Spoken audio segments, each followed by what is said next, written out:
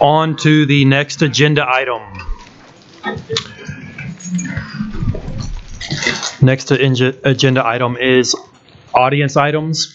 I'm going to go over a few reminders before we get started. If you have printed materials, you may give it. If you have printed materials you want to give to board members, you must provide them to Board Secretary Norma Perez or to Officer Ontiveros. We also ask that members of the audience be respectful of others and remain quiet during the meeting so that everyone is able to hear the proceedings. I'm sorry, that wasn't. For your convenience, microphones have been provided on both sides of the boardroom.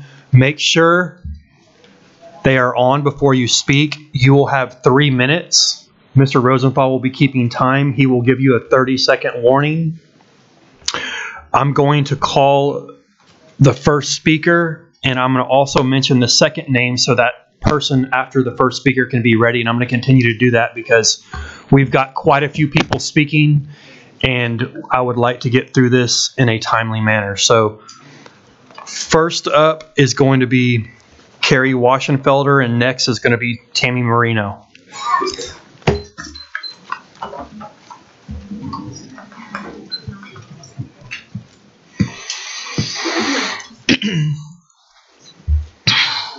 Good evening, Mr. Board President, members of the board, and Dr. Dupree. I am president of Fort Bend Employee Federation, a union of 2,000 members representing Fort Bend ISD employees. We are a wall-to-wall union, meaning we represent teachers as well as classified workers such as bus drivers, custodians, cafeteria workers, paraprofessionals, and district aides. We also represent many professionals who are not on Chapter 21 contracts, but work in our schools and right here in the administration building as specialists.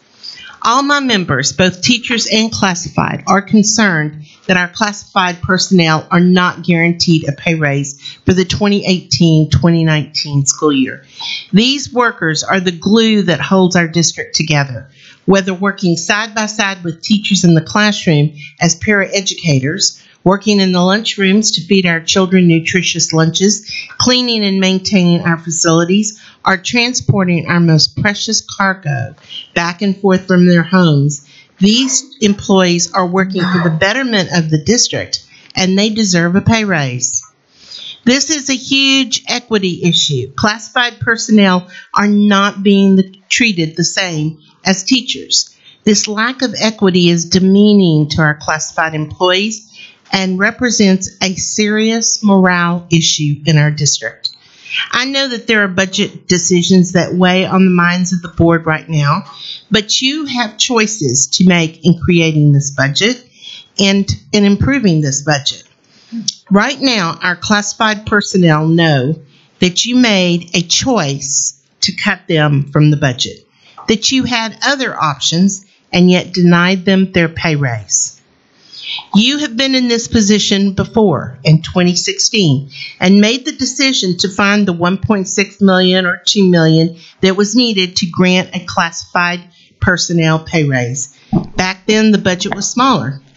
We're asking you to do the right thing again and find the money in our $636 million budget to give our classified personnel their well-deserved pay raise. Thank you. Thank you, Mrs. Felder. Tammy Marino, and then next is going to be Mike Scofield. Hi, everybody. So I have fairly grave and very real concerns about our kids and about the pending possible $1.7 billion bond and vote in our future.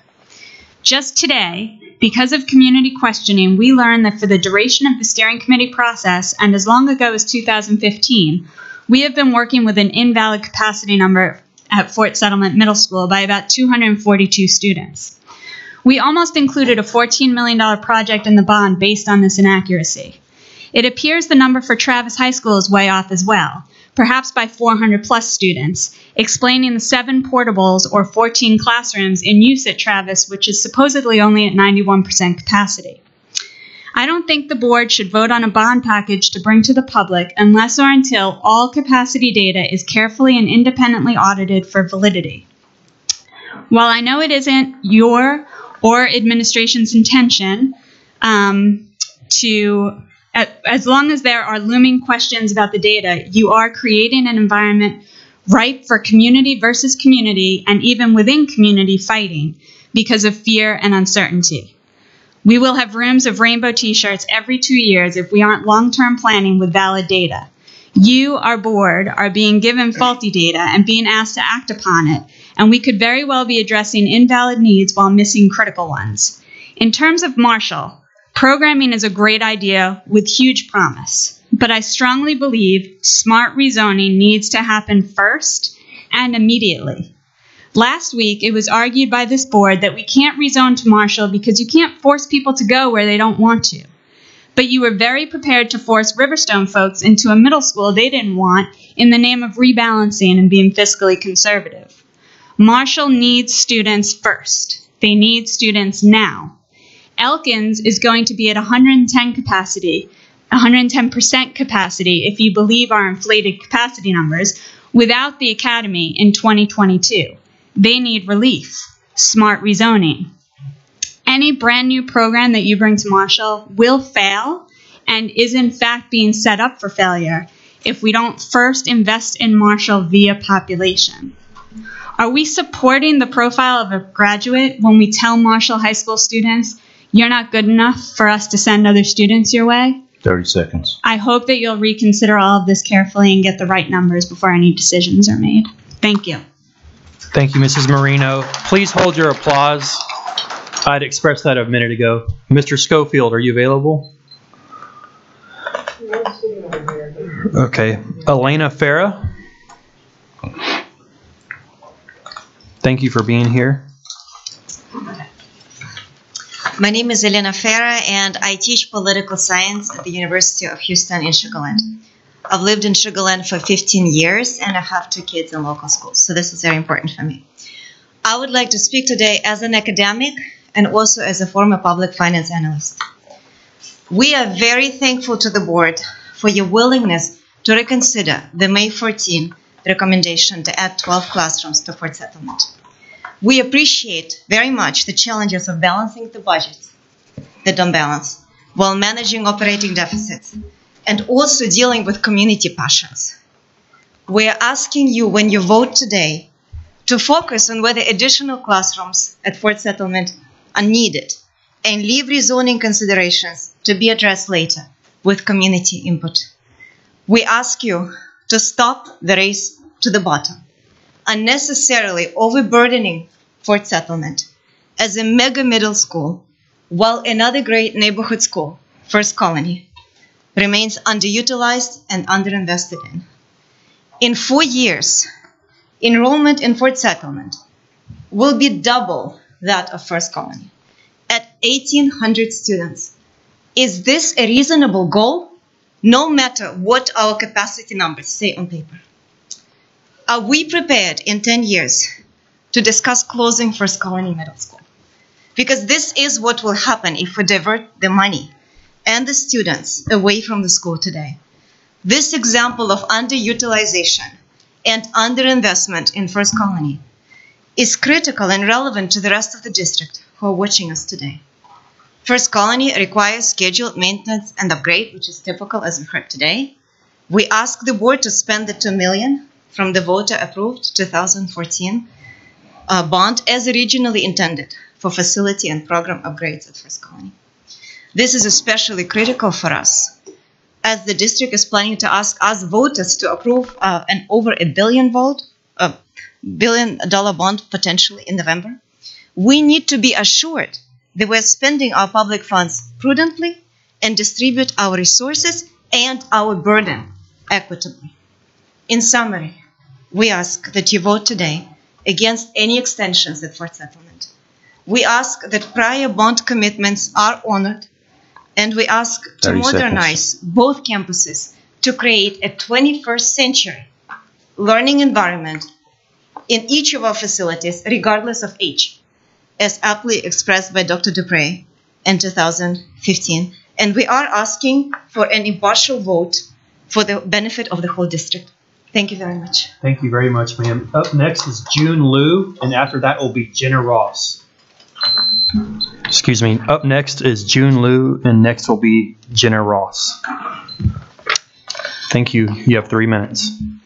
Dear board members and Dr. Dupree, as a parent in Riverstone with children zoned to First Colony Middle School, I'm very glad to see that the DOT is now reconsidering the decision made on May 14th to expand Fort Settlement Middle School. I feel very thankful to have you as the leaders of a school district. Today, I come here to speak because I want to let people know how good First Colony Middle School is. When my son Daniel started 6th grade there, he was in special education program due to severe language development delay.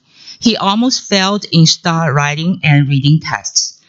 At that time, I could not imagine he would graduate with straight A's in all pre-AP classes, get selected into regional orchestra, and made top 1% in 8th grade PSAT test. It was the wonderful teachers and staffs at First Colony Middle School who contributed to Daniel's achievements. Now, Daniel just finished his freshman year in the high school, again with straight A's, including all honor classes. I just cannot say enough about my appreciation of the school that we truly love. I was so upset when some people promote ideas which left First Colony Middle School substantially underutilized while spending more than $14 million on adding classroom to Fort Settlement. I can't stop asking myself, what's wrong with our schools? Why do some people look it down like that? It was such a huge relief when I heard that board discussion last Monday. That discussion was based on complete information, solid data analysis, and more importantly, the best interest of the entire school district. First Colony Middle School was the #1 middle school in Fort Bend not long ago. It is still one of the best today. Treating it as a second-class school is totally unfair to the hardworking teachers, staffs, and students there. Leaving it run down is a complete waste of taxpayers' money. Please help us to restore First Colony Middle School to its best and have it fully utilized. I understand you have not made the final decision yet, but I have no doubt that you will make the right one. Making First Colony and Fort Settlement equally good is not only fiscally responsible, but also socially responsible. My neighbors and I will fully support you on making this decision. Thank you very much. Please hold your applause. Thank you. Jenna Ross. Thank you for being here. You have 3 minutes. Hello. My name is Jenna Ross. I'm the parent of 4 ISD students at Commonwealth and Fort Settlement. I'd like to ask that you honor the steering committee's efforts by going forward with their recommendation to balance enrollment between Fort Settlement and First Colony. No funding is required to do so. Based on PASA data, which has been 10% low for the past 3 years, Fort Settlement will be 1,900 and First Colony will be 900. This cannot provide an equitable learning environment that provides all students access to the FBISD curriculum. Oversized schools provide diminished returns. Student performance and school services decline relative to district inputs, the number of teachers, staff, and administrators. We also know that parental participation of all sorts tapers off once a school reaches a certain size. There are diseconomies of scale at work. Bigger schools do not provide equitable opportunities. With more students and a finite number of spots in certain classes, offerings, and sports teams, each child is less likely to be able to participate. They're also less likely to get into their language, career and tech, and school clubs. Also, as the school size increases, you don't necessarily get more, you get less programs and less quality of programs. Even with much less than the 1,600 the principal of Fort Settlement expects next year, students say it's almost impossible to get through the lunch line, find a seat, and eat lunch all in the same day. FBIC has hundreds of empty seats in First Colony, very highly regarded school nearby. The steering committee has recommended rebalancing enrollment at First Colony in both 2014 and 2018. This would allow all students to have the best learning environment with equitable access to courses, counselors, and the lunch line. You've all received traffic studies showing that Fort Settlement and the surrounding neighborhood cannot handle more students. According to the Sugar Land Police, Elkins and University is a dangerous intersection on par with US 90 and Highway 6. It already takes 20 minutes to clear the school at the end of the day. How long would it take to clear it in case of an emergency with 300 added seats? In conclusion, please honor your steering committee by voting to approve their recommendation to rezone to rebalance enrollment between Fort Settlement and First Colony. The choice is fiscally conservative, doesn't create an overlarge and oversized school, and is mindful of students' academic growth and mental well-being. Thank you very much. Nadine Skinner. Up next will be Yong So. I have some paperwork to pass. Officer Ontiveros will take it from you. Thank you.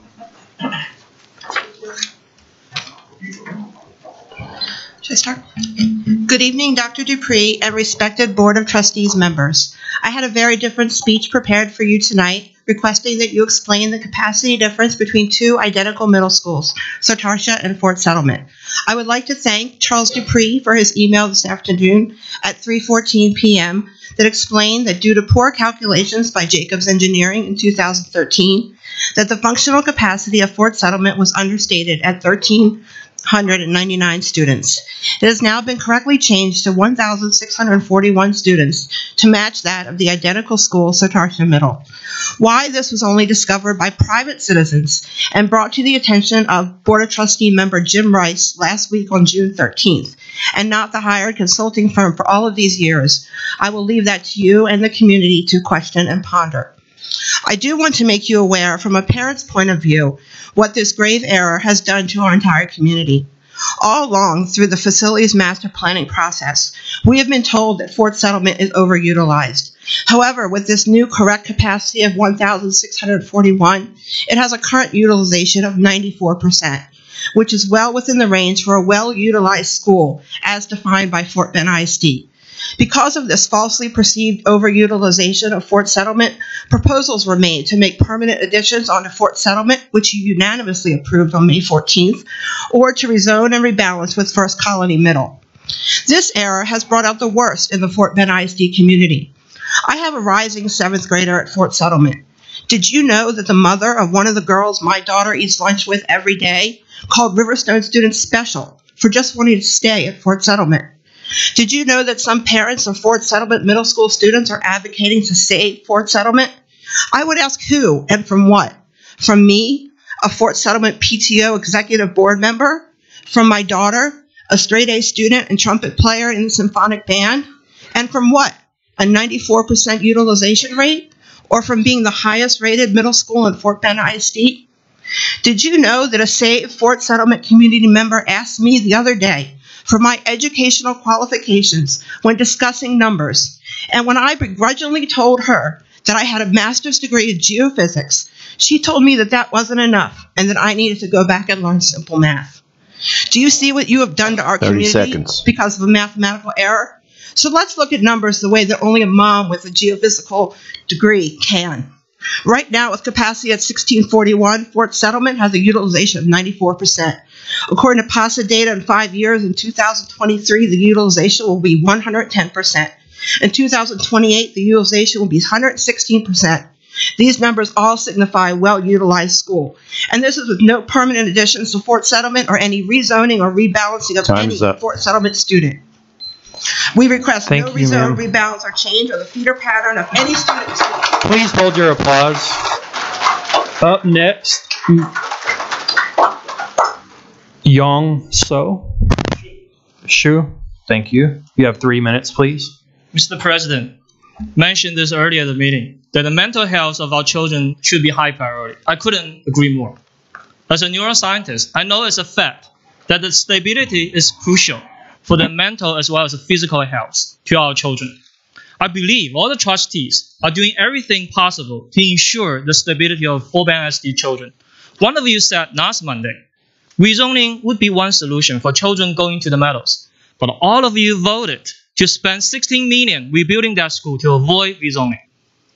Rezoning would be a solution for children going to the Lakeview, but all of you voted to spend $22 million rebuilding that school to avoid rezoning. Rezoning might be necessary 6 years from now for children going to the Ridge Point, but most of you are very proactive and voted to spend $120 million building a second high school in that area to avoid rezoning. Clearly, the principle here is to do everything possible to ensure stability of our children. I appreciate it. I will support it, even though this means I will be paying more tax.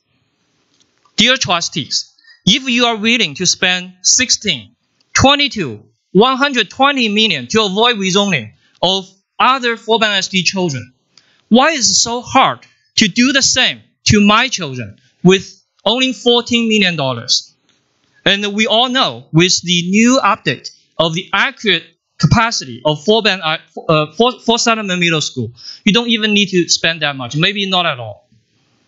All right, hypothetically, this is personal. You just want to rezone my children to the first colony and make no changes, make no addition to either school. Yes, you can do that.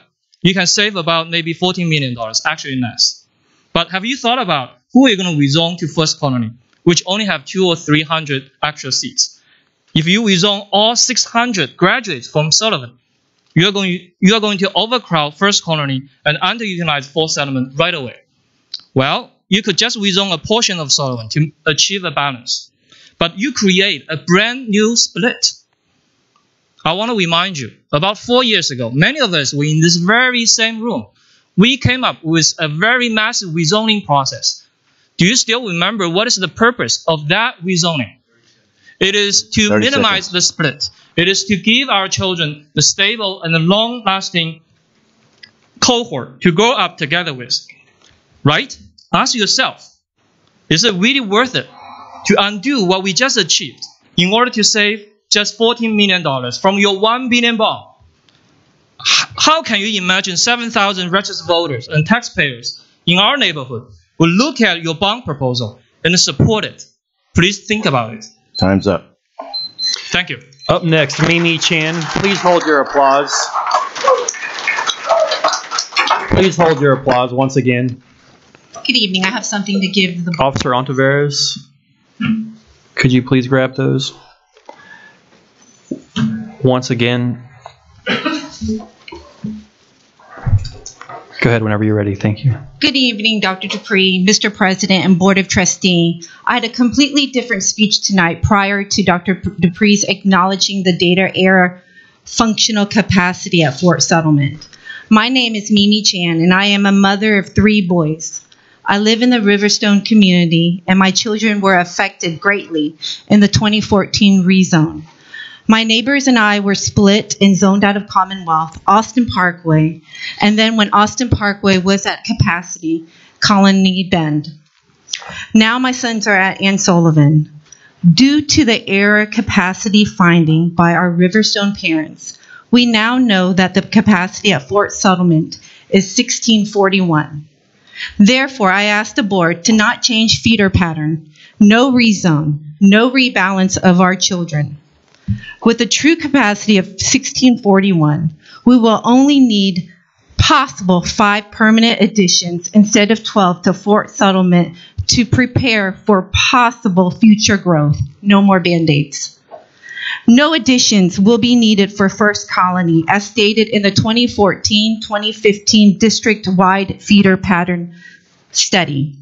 We do ask that money is used to modernize First Colony. You, the Board of Trustees, had a tremendous burden tonight that was caused by bad data. This bad data reporting Fort Settlement capacity at 1399 has caused a tremendous amount of instability and stress to the community. Is this how we spend our taxpayer dollars on consultants that can't give us updated data analysis? You all should be very upset tonight and should question how we spend our money and how reliable is all this data. Put the trust back into the community by not only questioning the consultant's data, but also by not flip-flopping on a unanimous vote. Before this error in capacity was discovered, why was this up for a revote? All other options on the revote would cause our children to change feeder patterns, 30 seconds. rezone, and rebalance. Also, prior to the error finding this capacity at Fort Solomon, why is the new development, Clements Crossing, zoned to Fort Solomon when the school was projected to be over capacity and that Clements Crossing is closer to First Colony? Is this a game to everyone? I hope you will vote no to feeder pattern changes for the elementary schools to middle school in Riverstone, no to rezoning, and no to rebalancing of our children, and to uphold your previous vote to at least add permanent additions of 5 schools. Thank you. Up next is Aaron. Please hold your applause. Up next is Aaron Miles.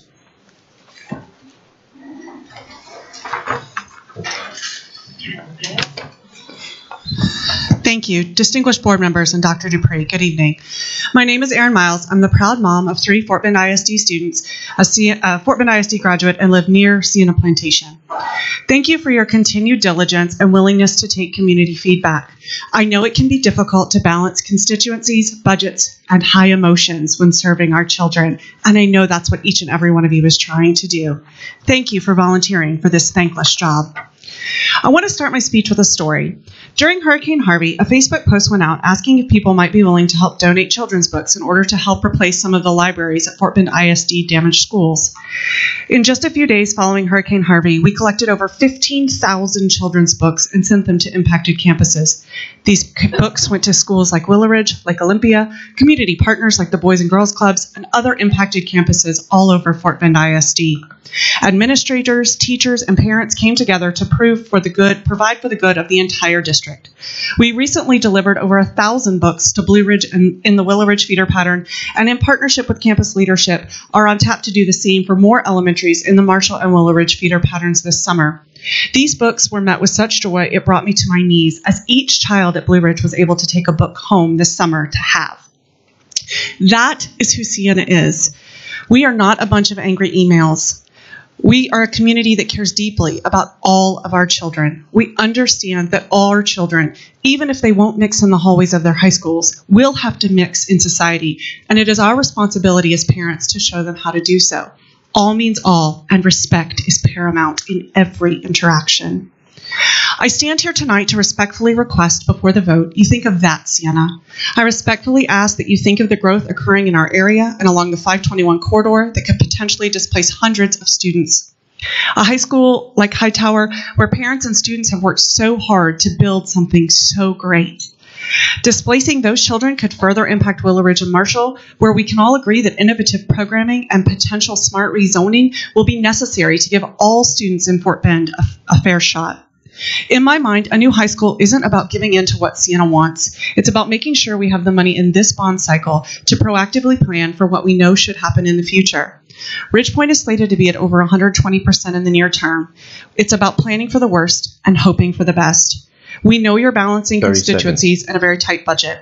In closing, we know our taxes will go up. We know the school won't be in Sienna, and we truly believe building it is the right thing to do. I want to commend Mr. Bassett and the board for its fiscal conservatism, but we have held the line too long. Mr. Dupree and our educators have shown us the way. Mr. Bassett has shown us the numbers. We must show up, vote, and give all of our children a fighting chance. That won't be free. We can pay now or later. I look forward to working with you collaboratively to ensure a bright future for all of Fort Bend ISD. Thank you. Thank you, ma'am. Jason Dobrolecki? Not here. Next, Evelyn Douglas. I'm sorry. Hold on. I think I'm supposed to go for a date. We go off For, the list. what's that? Wait. I'm sorry, ma'am.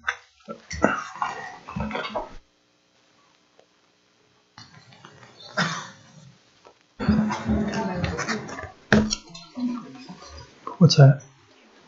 Okay. I'm sorry, ma'am. We can't really do that. I apologize. Next, Evelyn This is Evelyn Douglas.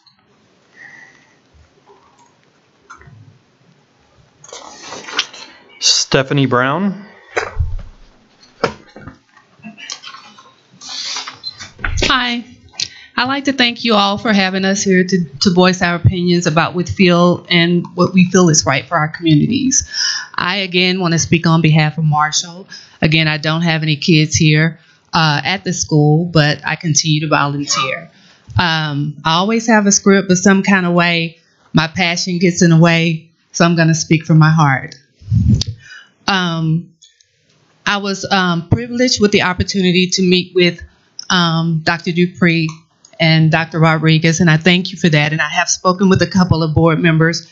The Marshall community does have a voice. We have people in the community. We have a PTO. We have leaders in the community. We have pastors that were with us from the beginning. And we want the board to just consider the Marshall community when you make decisions, because we would like to be involved in what you decide for our school. So when you start to talk about innovative programs and successful outcomes, we want you to walk those halls and see what is a need for our students and get input from us as opposed to the outside community that have never invested time and energy into our school. So while being a part of the Fort Bend Eastside Association or Alliance, I want to be that voice for Marshall because nobody else knows that. I'm all together with a group and alliances and making sure that this side of the community is looked at in a fair way. But first I have to say, as PTO president, I have to take care of home first. So in doing that, I want to bring to your attention that Elkins and Dulles have students going there that should be going to Marshall. So when you talk about rezoning and properly rezoning and doing the fair thing, let's put politics and all of that out of the way and just do the right thing for the children, because we have people that can walk to Marshall that are actually going to other schools. So let's fill our seats first before you start talking about innovative ideas and bringing things into the school that may bring in people from the outside. Because if they don't want to come now, bringing the innovative ideas there, do you think they're going to want to come then? So let's start with first step first. And that's bringing people in that should be zoned there, bringing in things to the school that's going to enhance the education that will want to make people come there. Because when we start looking at the deficits at Marshall, when you say that there are not foreign languages other than Spanish and French, Marshall does not offer upper-level AP social studies. Marshall does not offer a number of math courses, mainly upper-level college math. Marshall does not offer a number of science courses that all other campuses have. Marshall does not fully staff academically. We end up with permanent subs most of the year. And we're talking about STEM classes where we had no physics teacher for the entire year and short of a Spanish teacher. So in 2017-18, we had no AP US history teacher. And these are things that we have to fix first before we start talking about innovative programs. Thank you. Appreciate it. Original Lewis.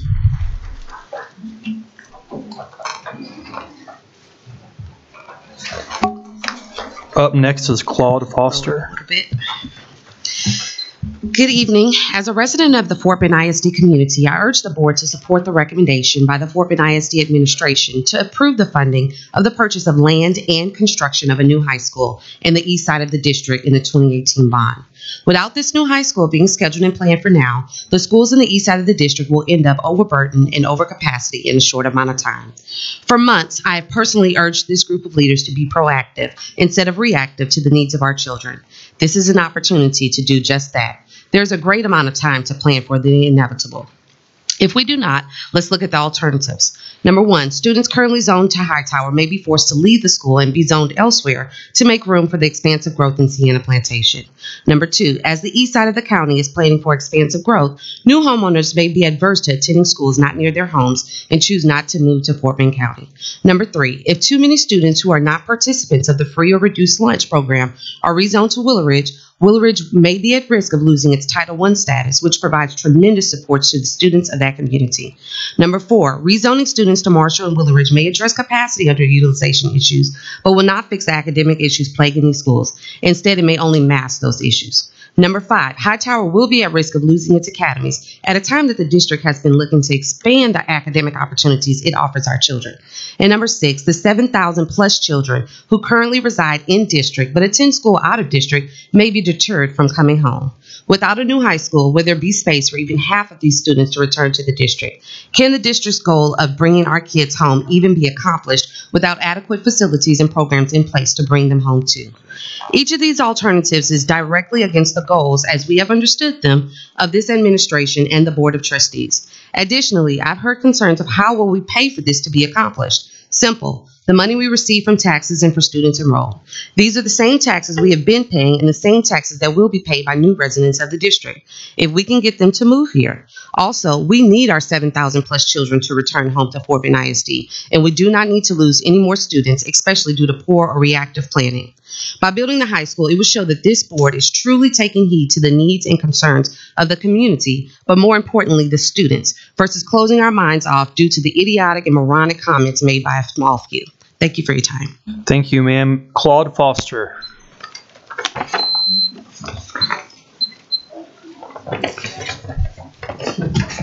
Good afternoon, board and Dr. Dupree. Let me get this off my chest before I get into my prepared comments. You know, my daughter was zoned to Blue Ridge Elementary School from Shadow Creek Ranch. You know, I didn't complain. I just jumped into the school, got busy, trying to make a difference for all the kids. I think if all of us would put our heads together and come up with some innovative ideas on how best to educate kids, instead of trying to keep kids in these condensed, segregated, cleansed neighborhoods, I think all kids will be better off. I just had to get that off my chest. I'm here to speak on agenda items that relates to the high school utilization at Willow Ridge. Let me begin by saying that as a concerned parent of a Blue Ridge Elementary student, Blue Ridge PTO organizer, and member of the Willow Ridge Feeder Pattern Steering Committee, we support the agenda items as it relates to Willow Ridge High School feeder pattern. As a committee, we want to work with the district to identify the best programs and services that will best serve the needs of children in the Willow Ridge feeder pattern, and there are many needs that they have. We also have, as part of our committee, a civic participation and engagement program because we know that the district cannot solve these difficult problems, many of them social, that has nothing to do with education, by themselves. The purpose of our program is to educate the community leaders, faith-based leaders, nonprofits, and political leadership about the problems and challenges that we face in the Willow Ridge feeder pattern, because many of them are unaware of what the problems are. Encourage parents, the clergy, community leaders, and the Willow Ridge feeder pattern political leadership to partner with us, and I hope you do as well, with our committee to identify and advocate for the policies that we can share with the board that will meet the needs of students in the Willow Ridge feeder pattern. Work with the school board and district officials to create a district brand image that is inclusive of all people and communities in Fort Bend Independent District, instead of just that middle-class model that we see every day when you log on to the website. Developing formal partnerships with elected officials, such as yourselves, community-based organizations such as the Missouri City and Vicinity NAACP, fraternities like my own Alpha Phi Alpha fraternity, and sororities and faith-based institutions to help us help our kids. Again, we look forward to working with the board to make the Fort Bend ISD the best school district in the nation. And let me just end by my daughter asked me to ask the board, there are two things that she wants at Blue Ridge. She wants a better lunch menu, and she wants an expanded playground. And I told her I would bring that to your attention. Thank you. Thank you very much, sir. Jessica Brown. Is Jessica Brown here? Mike, okay, I'm sorry. Hello. Thank you, ma'am. I'm here to ask or to share the impact that Mr. Swallow had at our school at Arizona Fleming, and we are trying to get him to return to Arizona Fleming because post Hurricane Harvey, winter blast, all of the different post-disaster issues in the community or that have affected our community. He's created a lot of different programs and stuff that have really built and increased parent involvement with the children throughout the entire community. And so I'm just here to really speak on that. So I just wanted to make that comment. So thank you very much, ma'am. I think. Is Evelyn Douglas here? One last call. And or Mike Scofield. All right, that's the end of audience items. We are now going to convene in closed session under Texas Open Meetings Act, Texas Government Code Chapter 551, for the purpose of a private consultation with the board's attorney on any or all subject matters authorized by law. Board members, let's please get in closed session so we can get back up. We are now convened in closed session.